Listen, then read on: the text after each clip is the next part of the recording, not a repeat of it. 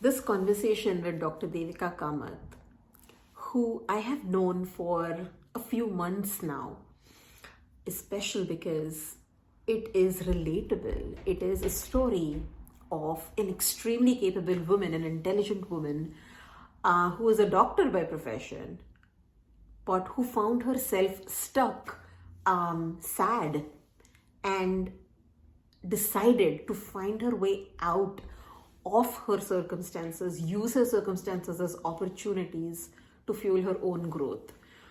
She has gone on to pursue her love for learning in so many ways. She is a mother of two, she's a yogi, she's also a energy healer.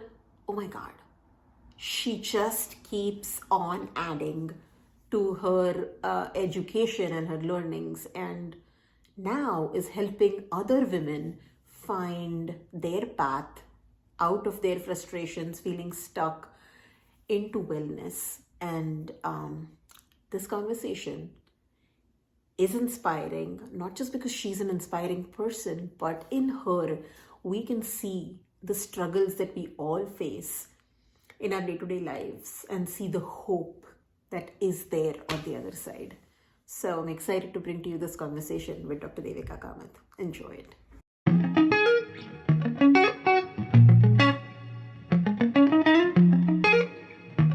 Hey Devika, really excited to have you here. How are you? I'm very good, Neha. Likewise, very excited to be here. Yeah, we've spoken once or twice before, so we know each other a little bit. But for the larger audience, can you take a moment to introduce yourself? Of course. Yes. So I'm Dr. Devika Kamat, and I am actually a qualified dentist, and I did work as a dentist for quite some time. Um, Maybe about 6, 7 years. Post which, my journey was very different with respect to being a mother, had two children back to back, and then realized that there are a lot of things and lots of issues that come up in a woman's body during that time, even before maybe a little bit and after. So I started my journey understanding a little more on terms of what natural therapies can be like, what is nutrition like. I just realized that medicine can't be the answer to all your problems, Mm-hmm. whether they are mental, whether they are physical, whether they are emotional. And that's when I dived into studying integrative nutrition. So I became a health coach from IIN. And I did study on how your nutrition is not only the nutrition on your plate, but it's also off the plate, which means it's to do with your emotions, your relationships, your day-to-day life, if I have to call it. Then I got into lifestyle medicine, which is again was a medicine was always a part of me, and I felt like combining that lifestyle with medicine just made it even more, like I was more confident that this is going in the right direction. So lifestyle medicine happened after that. Then I got into theta healing, which is energy healing, a kind of again, this was all done for my own self because I was on my self discovery mode. And in the process, I think I kept getting certified. I loved how it transformed me as a person, mentally, emotionally, physically. And I will not say that I'm still perfect, but there's a long way. And then I got certified by the Yoga Alliance in yin yoga practice. So yeah, so I think all these certifications, and then of course I've also done my specialty in nutrition and weight loss from the American College of Sports Medicine. So yeah, this is what is my current condition. So I would call myself a health, energy, and wellness coach for women, especially. And something that I'm really truly fond of working with, or my specialty would be 35 plus women. Wow, you have packed yourself up with a lot of, related spaces which are around each other, and then actually gone the mile to get certifications and become an expert and recognized voice in that area. And that's amazing. Yeah. And that just tells me that about you that you are somebody who likes deeper study than like just looking at the surface. um of course you have a quest to learn, right? And you spoke about your own transformation. So if you were to paint a picture for us of a before versus after, I mean, you said you've grown in many ways, but what might some specific areas of growth be for you? And yeah, just if you could give us a little view into So I that. think one was, of course, I was much younger when I got married, and I had both my kids. I would say, luckily, when I was younger, right, in my 20s. And but both the times I put on a lot of weight. So during my first pregnancy, I put on 21 kgs. I dropped all of that, and then during my second pregnancy, I put on almost about 33 to 34 kgs. Um, and I'm not going to talk typically about weight here, but I think I'm going to talk about the effects that it had on me, right? So once I delivered the baby, the second one especially, I realized that now I'm stuck with a good 32 kilos on me. Okay, the baby is out. There's so much more responsibility because your first one is already, dependent on you. She was only 2, and the second one, I was breastfeeding at that time.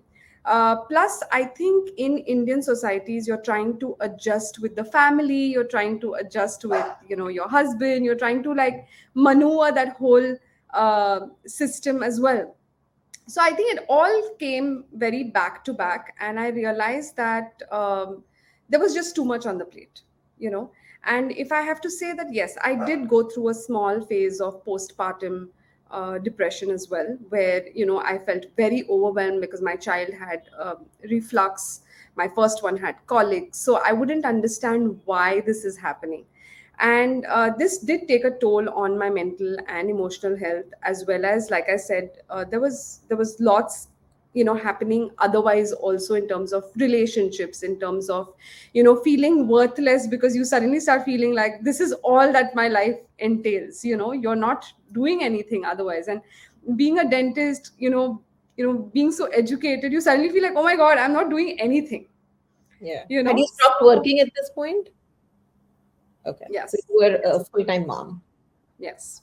So I Okay. completely stopped working, and yeah. So I think that whole time between my two kids, and then maybe 1 or 2 years after my younger one was born, was very hard on me. So, and I would just, like, being a doctor, I would just keep popping pills. I would just keep feeling like, okay, now I'm not sleeping, so I'll just pop a pill. I'm not feeling good, so I'll just take something. I was inflamed at all times. I had bloating issues. I would suddenly feel low. So, and then I realized that this is not my way forward. This is not something that's going to sustain me. And if I'm not in a better space, I think my children will not be in a better space. So I need to be happy. I need to feel good within myself. And I think all of this, like I said, it's still a journey, but I think all of these things have truly helped me to be happy within myself, Right. if that's what I have to say.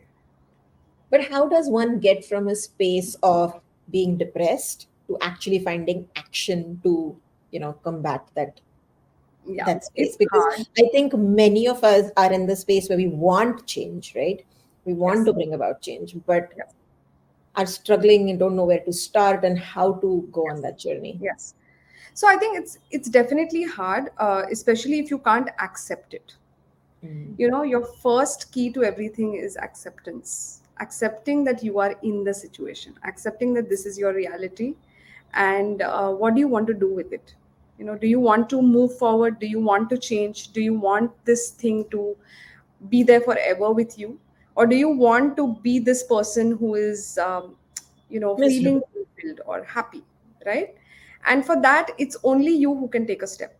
Yeah, there are people who support you at the side. I'm sure there are parents, and there are in-laws, and there is your spouse, and everybody's there who's telling you. But at the end of the day, I think more or less this condition is such that people just come and tell you that, oh, it's okay, it's not such a big deal, you're going to be fine, go for a drive, eat an ice cream, see some television, and you're just like, but that's not solving my problem, Yeah. right? So I think you need to first accept that this is happening to you, and then post that. I think there are a lot of avenues that we have today in terms of taking help.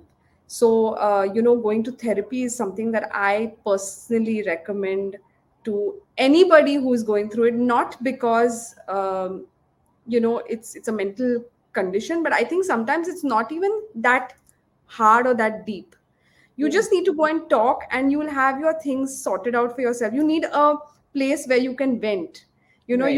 You can just go and speak to somebody who doesn't judge you, who doesn't know a thing about your life, but is giving you their own perspective. And that's when you start realizing that, oh, it's not like that, it's not something that I'm thinking. And I Yeah. think that makes a lot of switch for yourself. For me, I think personally, maybe because I came from the medical field, um, there was a lot more awareness. But I think this is your way forward if somebody is going through this, or is feeling low, or is feeling stuck in some form.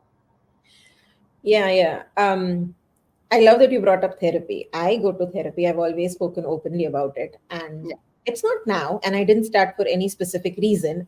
I Hmm. think I started during a time when I was not working and I missed my social circle. And Mm. I feel like we don't talk about ourselves uninterrupted as women for like an hour straight. And it has helped me personally, just even to date. It helps me Yeah. not redirect my anger towards my husband or my daughter, or bring it to work, and it just helps me Yeah. process it efficiently. So big proponent of therapy also. Do you think the Yes. scene for therapy in India is a little opening up? Because Yes, I I left think. India about 10 years ago, and back then at least therapy was not a widely accepted thing there. Oh no, I think in our generation and the younger generation, I think therapy is something that is being very well accepted. People are open to that idea. It's just that they don't share it. Like Mm. nobody talks about it yet. They You still, know, and yeah, like it's still a thing where people will not tell you if they are doing therapy, or if they come to me for the counseling, they would never want me to speak about it. And rightly so, it's very, very confidential, but they would never want anybody to know that they are into consulting and counseling, and just understanding their own space or healing from it. I think more because it's such a taboo for us in India. It's we don't know, especially Indian women, I think, don't know where to set boundaries. They don't know where to say no. These are things that I think hold us back from doing so many things, right? I think maximum people that I've taught in my therapies to say no and to set boundaries. and they More than think they have a anything. nutrition problem, or they think they have a weight problem, but Yeah, really you like have I told. think a lot of people who've come to me have come to me with saying that my weight doesn't go down, and I have these frequent headaches, and suddenly there is thyroid, suddenly my perimenopause has come in very early.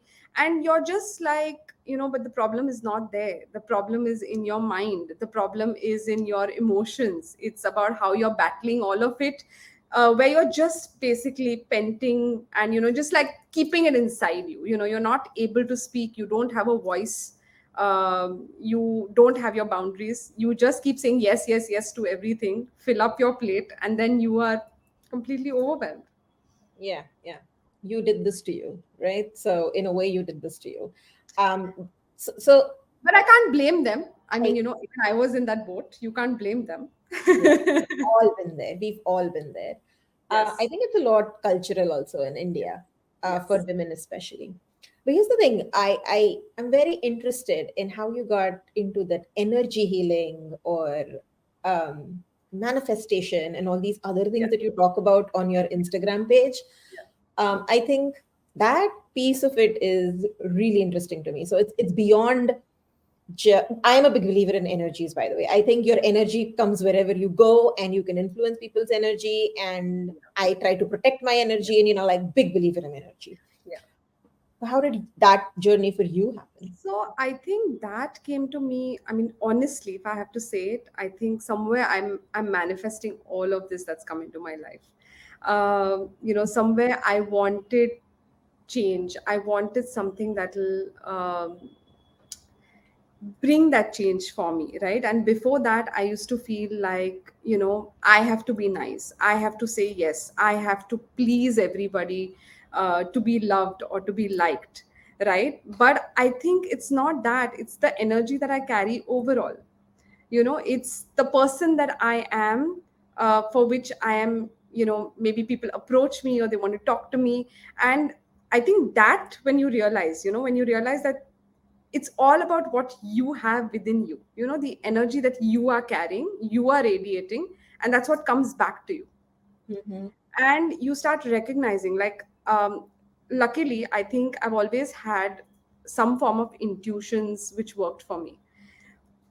So if I have to say so, that when I get into a room or when I meet certain people and I suddenly realize that this vibe is not okay, what is it? It's nothing but energy, right? It's the energy of a person. Even if you don't do anything, even if today I'm sitting still here, there is still electrons moving inside of me, which means that there is energy.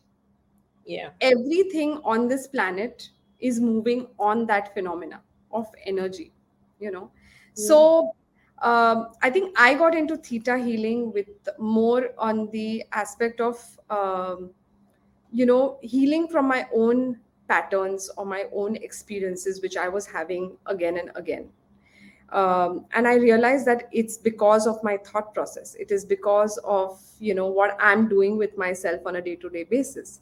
So I came across theta healing very, very randomly. I was reading up because I have the habit, like you said in the first go, that I love to study more and read more. So I was in this whole thing of reading a lot more, and I came across theta healing, and I said, okay, why not, why not explore this?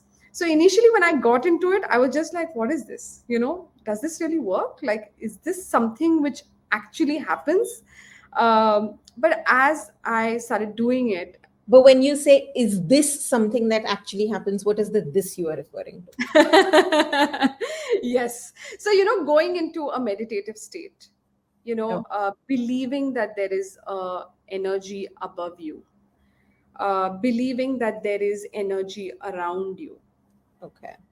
So some people call it God, some people want to call it energy, some people want to call it the secret, some people want to call it the universal laws, whatever you want to call it, right? Believing that that is existing, as much as today you and me will believe that there's God. Mhm. We've always prayed. I think we come from those cultural backgrounds where we've been Yeah. taught, but many times we've not been explained about it. So there is a lot of blind faith. Hmm. But energy is not blind faith. It can be explained scientifically. As per quantum physics, it can actually be explained. So Yeah. whatever anybody wants to think, like that's what I said, right? Like when I went into it and I had to meditate to a state where I had to imagine that there is a higher power, or there is, the universal law working, or there is energy that is changing, it was hard. Mm. And that's when you realize that that faith is blind faith. You're not thinking about it, you don't know that that energy is existing actually. So it took me a while, but as I saw the results, Mhm. on myself, um, it's magical. It's magical if you believe it. So, Right. and that's where you can only manifest when you actually break patterns, when you break your limiting beliefs that have been set for you from your childhood, because of your experiences, maybe because of your parents, because of the generations who have told you certain things, and that's what has become a part of your life. So you've just been mentally conditioned, if I have to say, to Yeah. believing certain things. So they become a part of your limiting belief, and that becomes a part of your mindset. Like, for example, if a person is fat, she comes to me and say, I'm going to be fat lifelong. And I'm like, why? Because it's genetics. My mother was like that, my grandmother was like that. I said, but there is a lot of difference, nature versus nurture. You Uh-huh. can actually nurture yourself, you can change your lifestyle, and there can be a break, and probably you will break that generational cycle. So why not? Or people come back and say that, depression runs in families. Yes, Yeah. it does. But again, nature versus nurture. So it's what you want to do with your own life. What energies do you want to change? How do you want to break those patterns? And then, of course, you have a huge arena in front of you to manifest the life that you want. Love that. Love that. Empowerment. Right? The empowerment that comes with that thought. I'll Yes. tell you, I Yes. am not religious, but I think I am spiritual. Right? I believe in it. I think I do. Now that you say it's a blind faith, maybe it is a blind faith. I don't know that it is fully substantiated faith, Mhm. but I have not like I come from a very religious home. My mom, my grandparents, my sister, even, they like puja, and they will like do all the idol worships and Yeah. um, wonderful things. And when I'm with them, I do it just because they're doing it and things like that. But then now that I'm on my own, I think my husband does more religious things than I do. I struggle with the need to do those things. Hmm. But not to say that I don't believe that there is a bigger power, right? I do believe in that. I would love sometime to test if my belief, and I think there'll be others around us, whether a belief is truly a strong belief. So, I mean, I'm very interested in the topic. Maybe it's a topic for some other day and it is deep enough. Yes, I think we'll have to do an entire podcast only on that. Yes, I would love it. And I'm sure listeners would gain from it as well. But I'm a mindset mentor, right? And I see how all of this theta healing and getting over limiting beliefs, transforming your mindset is somehow connected. Um, and I think one of the things is it is just being in a mind of possibilities, mindset of possibilities, and keeping your mind open towards it.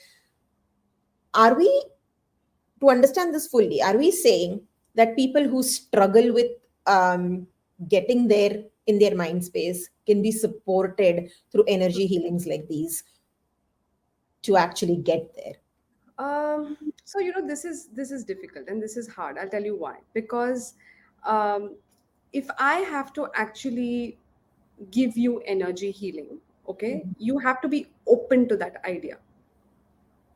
Unless and until you are not open to the idea of Okay. energy being there or trusting in it, you're not going to accept that energy, right? So that is one thing which is a barrier here.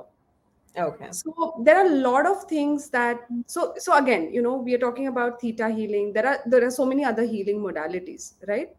But there are also ways to do it differently. Like theta healing is one way, where I would say it's literally like meditating into your theta brain wave and then passing on the energy through that, right? So anybody can do this provided they actually trust the process. Okay.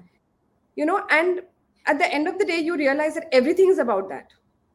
It's about the faith, it's about the belief. If tomorrow you're going to trust that this food is going to give me nutrition, then it's going to give you nutrition. But if you trust that, no, whatever I do, I'm not going to lose weight, You're not okay, going. you're not going to. Whatever you do, I'm not going to survive. No, you're not going to. But how does one transform that belief? I think the easiest way to do it is we don't control our thoughts and emotions as easily as we control action. Hmm. And so I personally believe that if you want to change a belief, something core that you have believed, there is one small action that you can take consistently that will lead to that eventually. You Mm-hmm. seeing that it Hmm. is not true. Like Hmm. you need to see that for yourself. Hmm. And so I'm a proponent of going through that small action Hmm. consistently, sticking with it a little Hmm. bit. But Yeah. do you think that or something else works? Yes. So I would say, what would work for somebody like that, where you can consistently take an action every day, is writing every single day, like literally writing a gratitude message every single day into what you want to believe. Okay. Like as if it's happening right now. So tell Like, me for more. What would that look like? Would it be I'm like going for example, if I have to, yeah, so tell me something that maybe your belief, and we can maybe just maneuver it to uh, to writing. okay, let's see.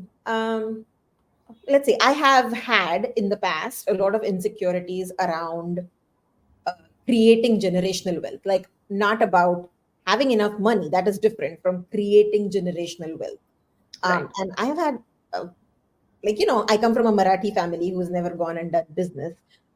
We have generationally lived in a way, and I feel like even if earnings increase, generational wealth is hard to create, and I have that.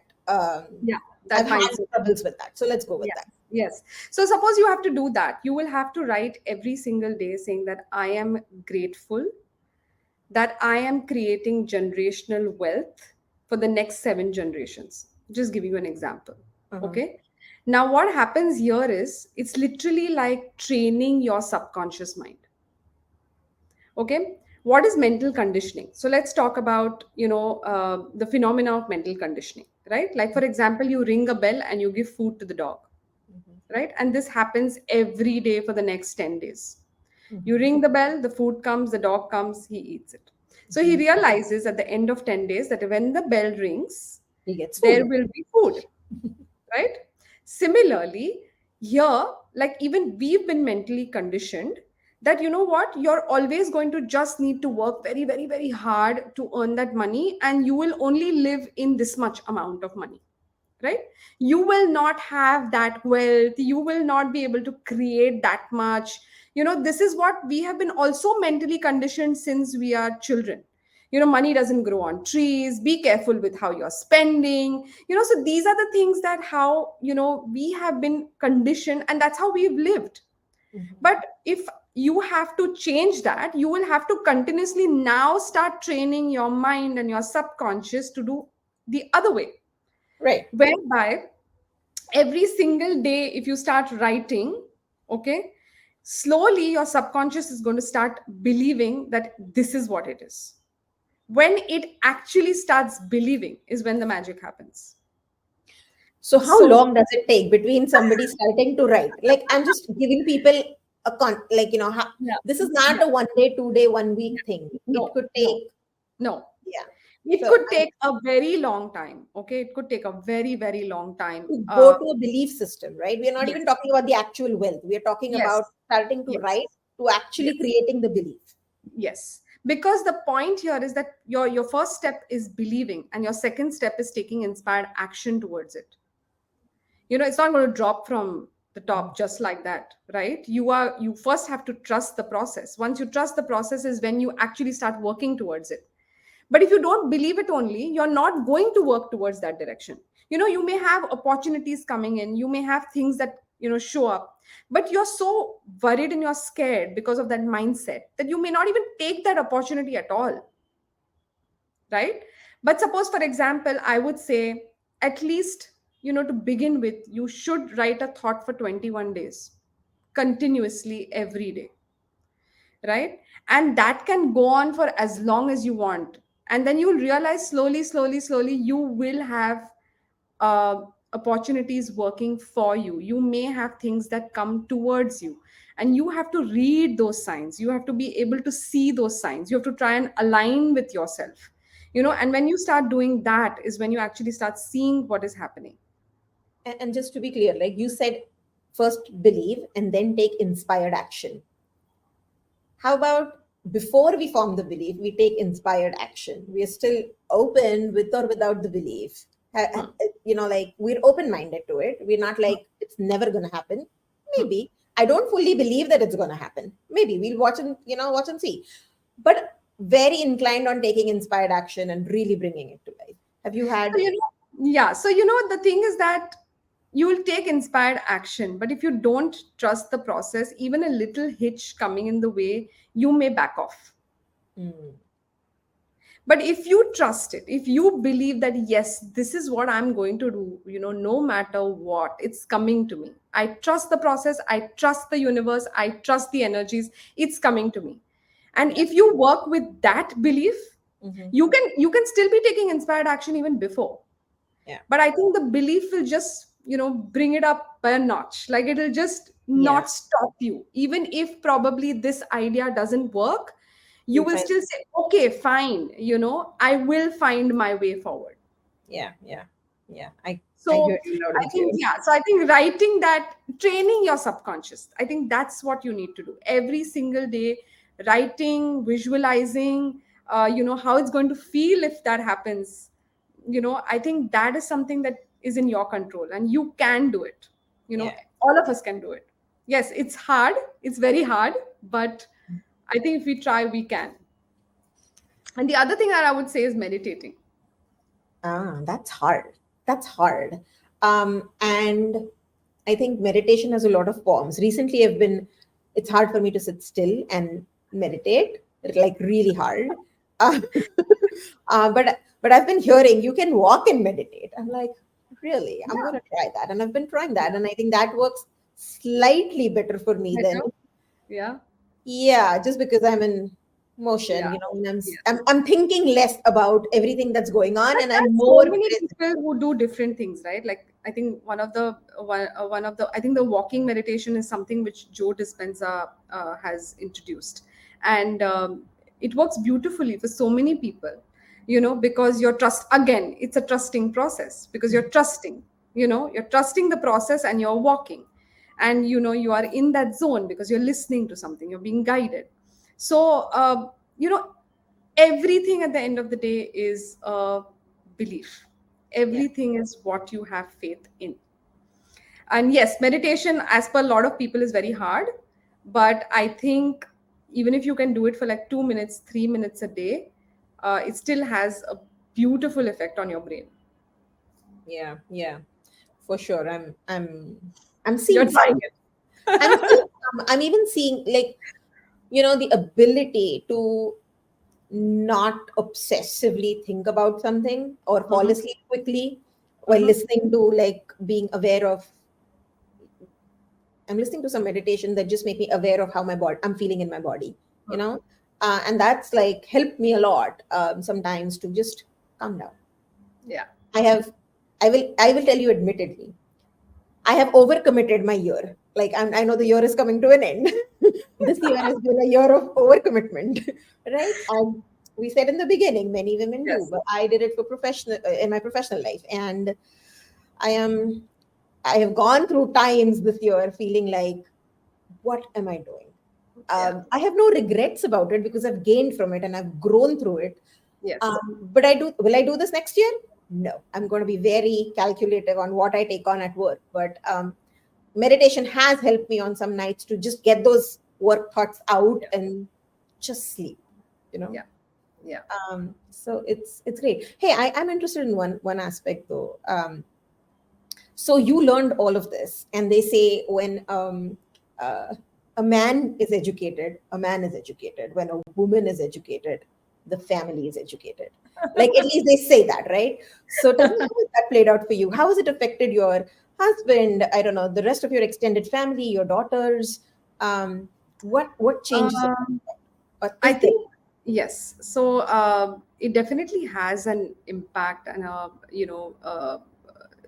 in I mean, everybody around me can see how I have changed as a person.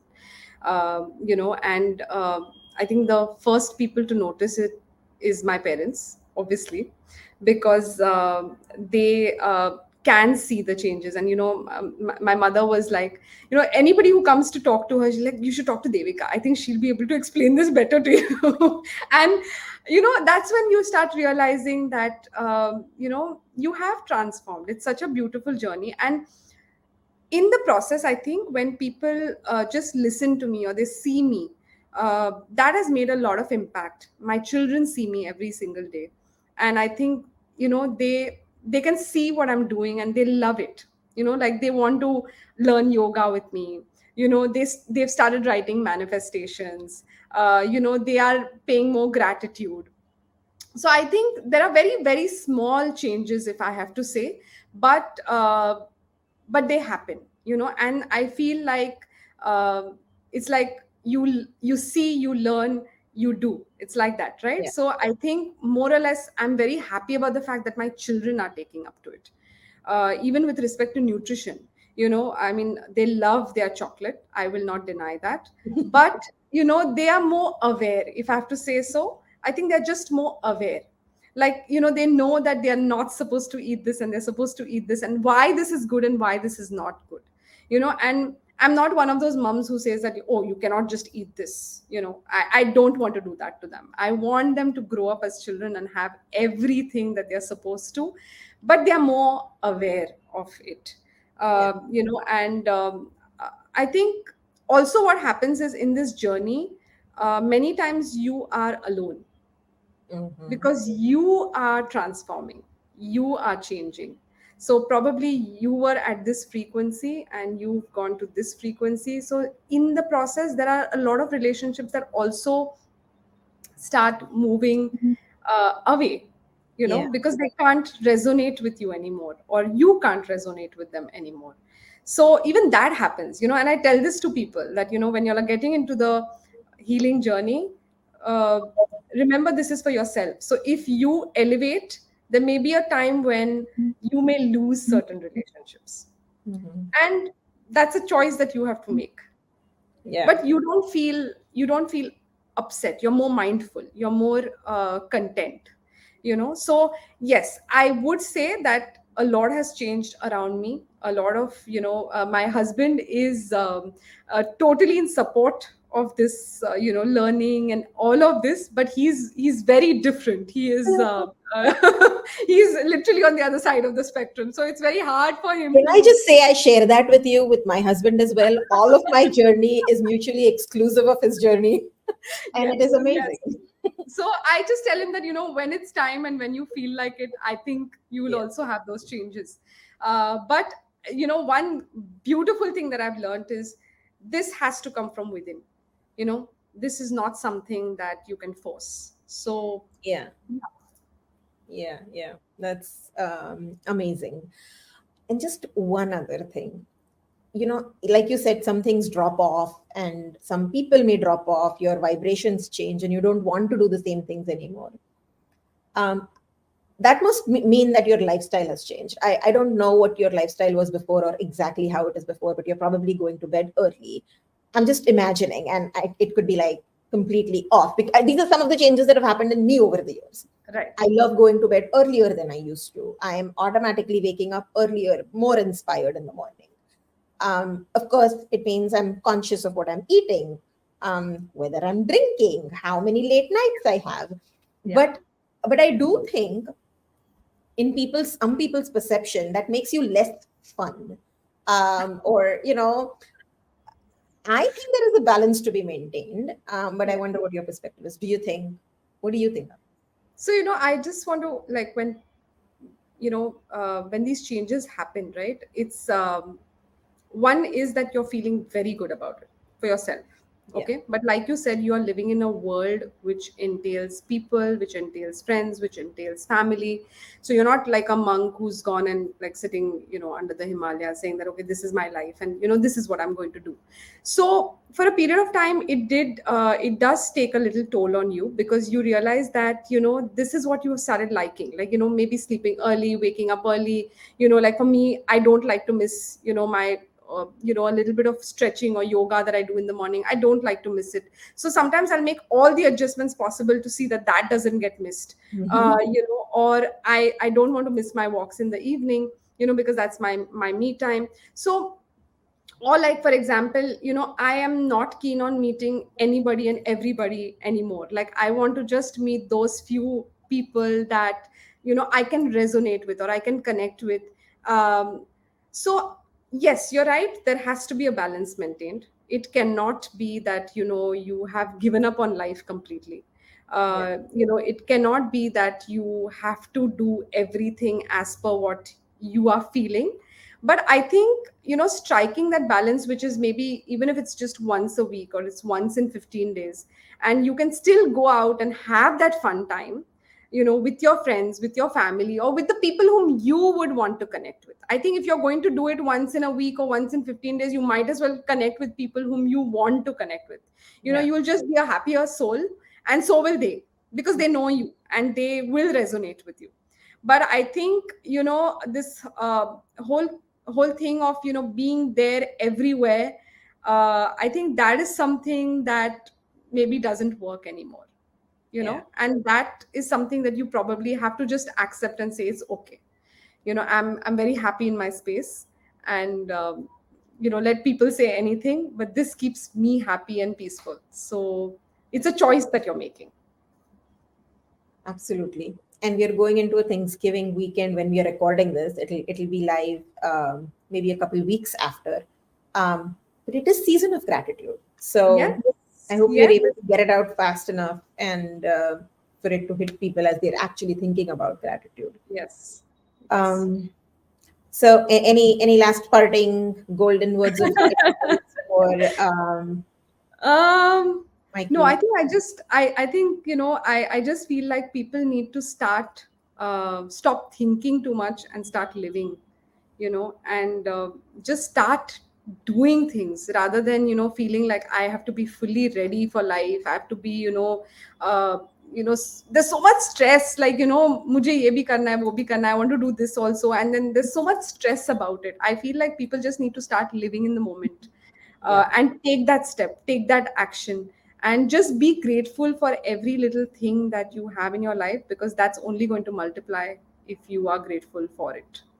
So Love be grateful for the right things so that they multiply and not for the wrong ones. And yeah, just live your best life. Love that, love that, love that, love your energy. Thank you for coming here today. Thank you so much for having me on this podcast. And it was lovely chatting with you as always, Neha. I think even the last time we really, really had a good time talking. So I can see a change in you also from the last time. So it's beautiful. Thank you so much. All right. Okay.